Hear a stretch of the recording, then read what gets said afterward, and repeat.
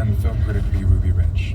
What we learn from the film is that the United States, in its attempt to win over the world from communism and from the Soviet Union, was sending musicians out around the world to promote the American side of the Cold War conflict. Unofficial American ambassador of jazz, Dizzy Gillespie, one of the originators of that brand of jazz known as bebop.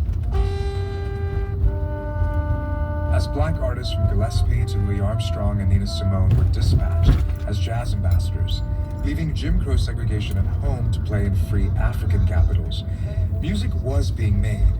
But behind the scenes, the political machinations were less harmonious, says Hisham Aidi.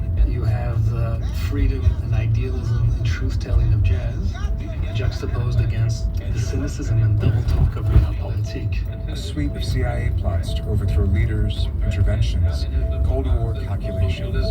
The Africanism is what they consider to be the real threat. A soldier tries to stuff into Lumumba's mouth a crumpled speech. Throughout the whole film, you hear speeches and voiceover that create the global context of that decolonization movement. But we zoom in detail with what's going on in the Congo, where Patrice Lumumba has been overthrown. As Greenwood Prey explains, within months of coming to power in Congo, Patrice Lumumba was overthrown, imprisoned, and murdered.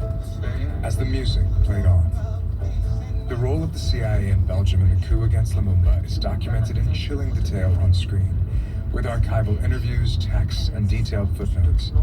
Greenwood Prey says at times the film was at the risk of becoming a dense academic PDF. But it seems that actually it really crossed over to big audience. And ultimately the Oscar, I never had expected that to be nominated because I thought this is maybe a cryptic film, but not. I feel like people really relate to the film. Let me